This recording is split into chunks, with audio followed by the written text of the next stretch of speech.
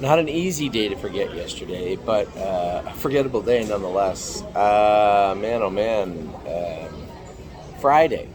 Friday. I got up early, flew to Chicago, where everything looked good. We had what I thought was a pretty good lineup.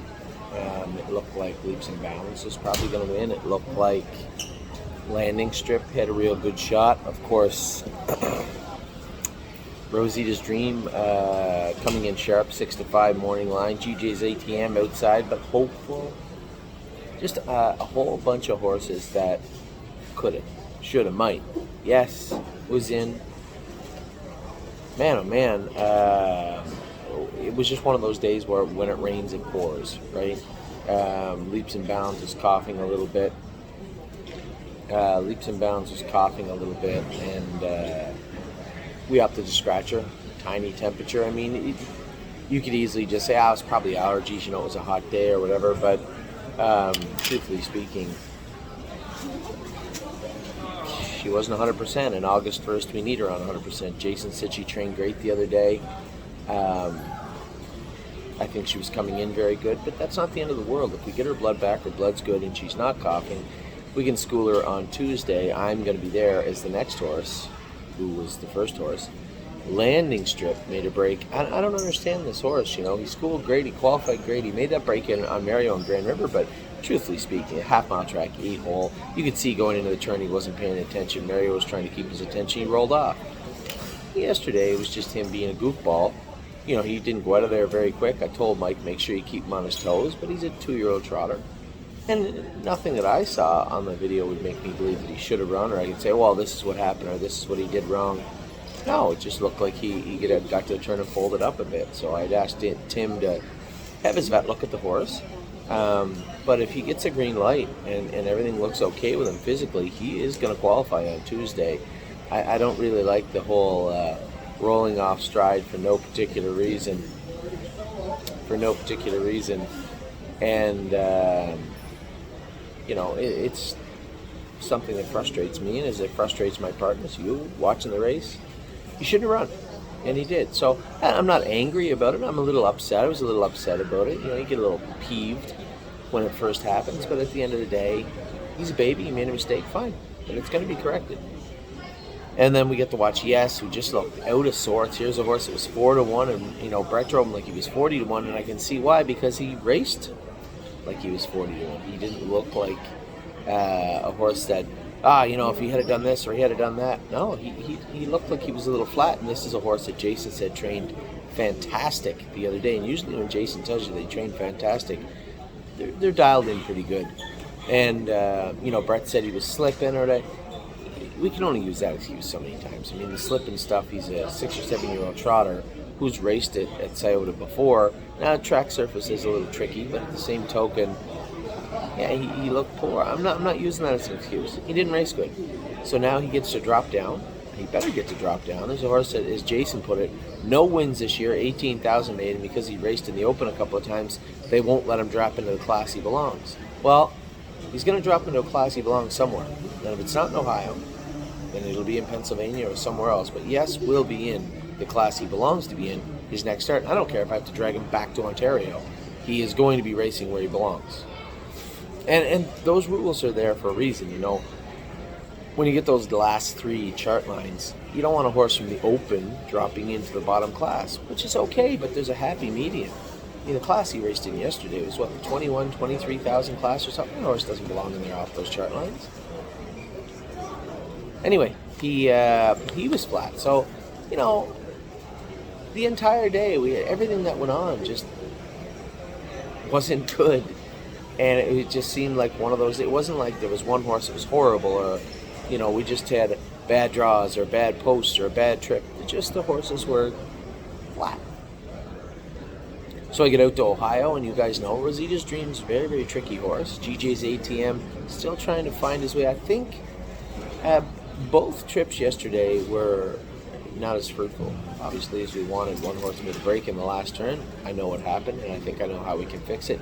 Rosita's Dream warmed up a little on the right shaft, a little off left hind. Jim noticed it. He had said it to me before. He said, when he trained this week, he trained good, but I noticed when he jogged yesterday, a little bit off left hind.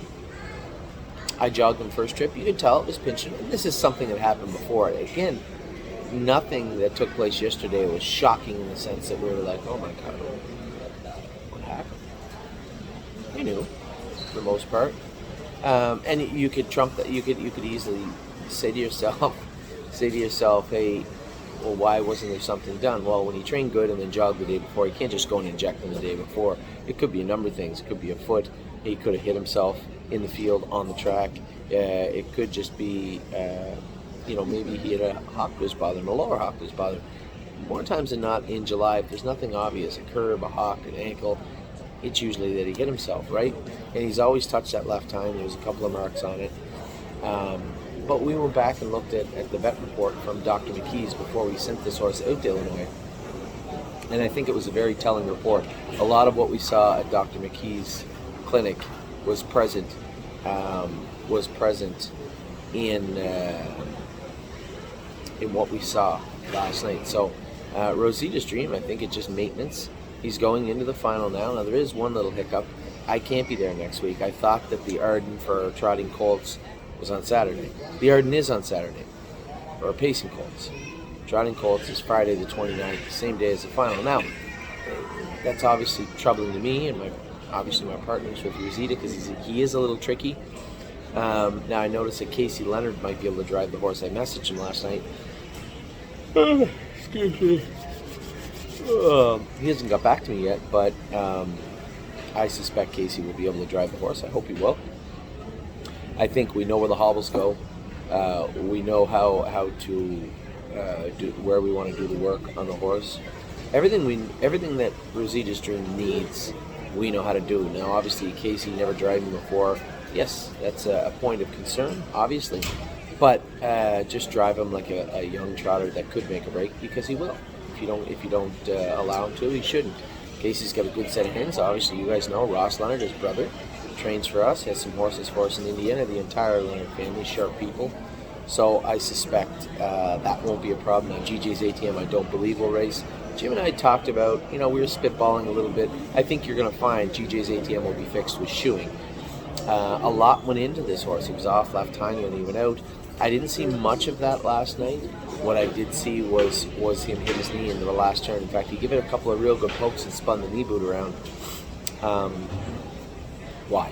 Why is he doing that? Doesn't appear to be off left front. I don't think he's interfering left hind in the sense that what you'll see trotters do sometimes, they'll touch that left hind boot, and then as they're trying to, as this is all happening, 30 mile an hour speed, as they put that foot back down, it'll come off, and as they're trying to miss that shin, they end up touching that knee. Now, a lot of horsemen say, you come off that shin boot, or come off that trot boot and touch the knee boot. You can call it whatever you want. They end up in their knee either way. So how do we mitigate that? I think Jim and I have a pretty good idea. We're going to talk to his blacksmith, and he knows the track surface at Hawthorne obviously a lot better than I do.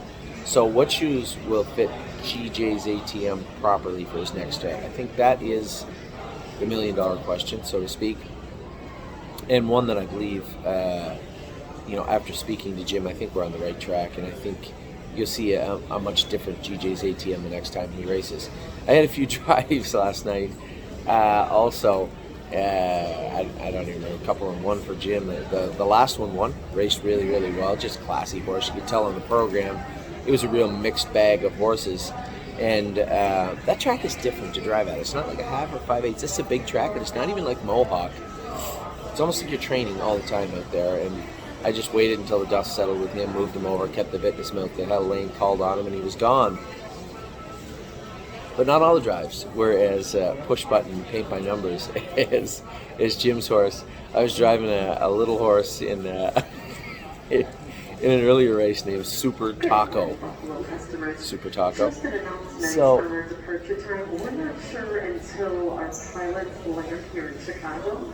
Our pilots are flying in from Grand Rapids due to the pouring rain. I could see why it was, but it frustrated me. I woke up this morning.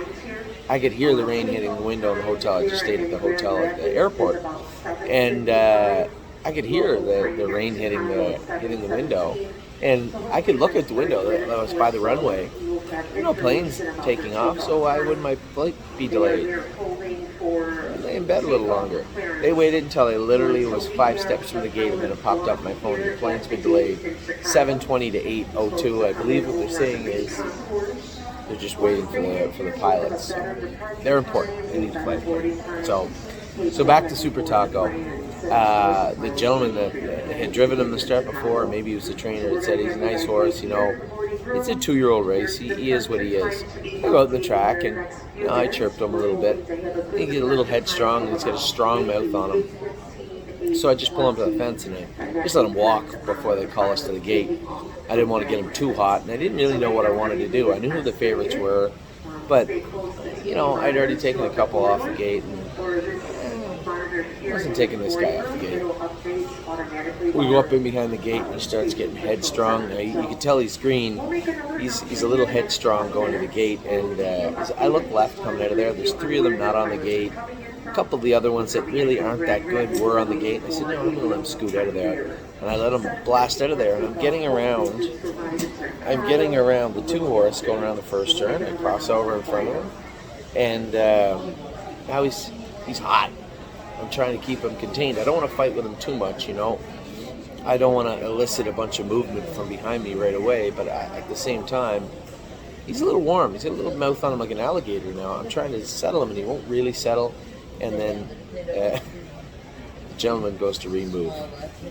And I feel him coming out of the hole. I can hear him stepping into the hole, and I'm like, dude, I'm having a bad day. And honestly, it's about to become our bad day if you keep coming out of that hole. Pops out of the hole, and he's chasing his horse, and he's whipping his horse, and I'm like, now every time he's roaring and whipping his horse, the old Taco's getting a little hot. Now my handholds are back because I didn't really get a chance. He didn't do that to me in the post parade. He just kind of grabbed a hold of me a little bit. But now I'm straight back on the bike. The gentleman beside me, he's whipping and whipping and whipping, and I'm like, he looks over and he goes, hey, man, how you doing? I've been there, man. I've been there, buddy. Tell you one thing.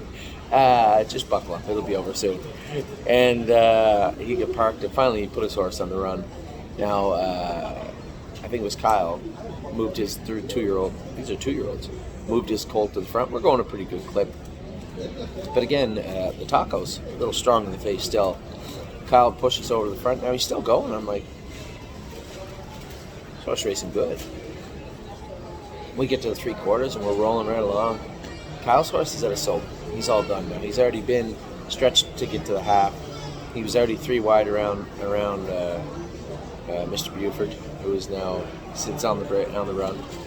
And it felt like I was going to tackle him. I knew he was one of the favorites. I hear some horses coming. I move the old Taco over. He jumps on him, clears to the front. A couple pick me off. Third one gets me at the wire. I end up 4th. The horse shows like 56. He paces 54 flat last night. Raced out of his skin, but he was a handful. The judges call after. They're like, hey, handholds are pretty far back, Mr. McDonald. I said, sir, you're 1,000% correct. They were way too far back. And I don't usually drive like that, but this horse gave me no indication in the post parade that he was going to be like that. And then the gentleman come out of the 2-hole. Mr. Buford come out of the 2-hole, and he's chasing his horse, and mine's all wound up. And I said, yeah, he was loose. He said, I'm really sorry, but, I said it is what it is. He goes, yeah, they were nice about it. They just said, hey, watch that. I'll tell you what, on nights like that, whether you're at your home track or whether you're away driving horses, that's what I hate and I don't miss about being a horse driver, is driving long shots. Right? You go on the track, you know you have no shot. Super Taco race good. The other horses will just follow along, try and get some money. Though one horse, Mr. Brink's horse, raced pretty good. Thought his feet were stinging him a little bit, but he raced okay. He'd still be 10 lengths, but they were flying right along. So, all in all, a very, listen, we had a great week again. And it sucks because I said to a couple of our clients the other day, partners of mine, we never have collectively as an entire group a fantastic week. There's always something, right? Whether it's training horses down, somebody made a break, somebody trained poorly. When you're racing horses, we might have the entire state of Pennsylvania. All our horses race good that day. Well, what about Ohio? What about Ontario? What about New York, New Jersey, Indiana? So even when we have a great day, it's not always great for everyone. But collectively, we had a bad day yesterday, so we did that together for the most part. We didn't have a great day, but it wasn't a disgusting day. Yes, it was flat. The one trotter, it's delayed further now, my flight. Oh my God, I'm beginning to hate United Airlines. I wonder, they're partners of Air Canada. That's a shocker. Delayed now at 9 o'clock in the morning. Supposed to be here. Flight was supposed to leave at 7:21. You're watching this, United. Just tell people, you can see outside. There's no planes leaving. Don't wait till the last second to delay the flight. Now I'm having a bad day again. Could always be worse. Just sitting here hanging out at the airport, getting ready to fly home from Chicago. I'm going to fly into Buffalo, drive all the way to Oshawa and watch Ollie play baseball. That's it. They get us in the air. Watch Ollie play baseball and try to go easy for the day. It's been another long, hectic week, and it starts again Monday night after Mohawk. We're going to drive now. I was going to drive maybe towards Columbus, stay overnight, and then get up and just go race. I think now what I'm going to do is drive straight to the Meadows, and we're going to potentially see how Landing Strip come out of the race and how he feels and what he does, because he may find himself doing a little double duty in racing on Tuesday or qualifying on Tuesday. And I do want to school Leaps and Bounds if she's healthy also, in anticipation of a August 1st start. Now, as you can imagine, what do we got to say next week? Lots of time for Leaps and Bounds, obviously, to get to Kentucky, but I want to make sure she's tight. I want to get her in behind the gate. So one to qualify, one to school for sure on Tuesday. That gives me more than enough time to get down to Columbus and race our girl, Sweet on Pete and Purple Aura against each other, a $30,000 final of the pop-up series thing that they have down there. And then we'll just come right back. We'll come right back for Father Dunn.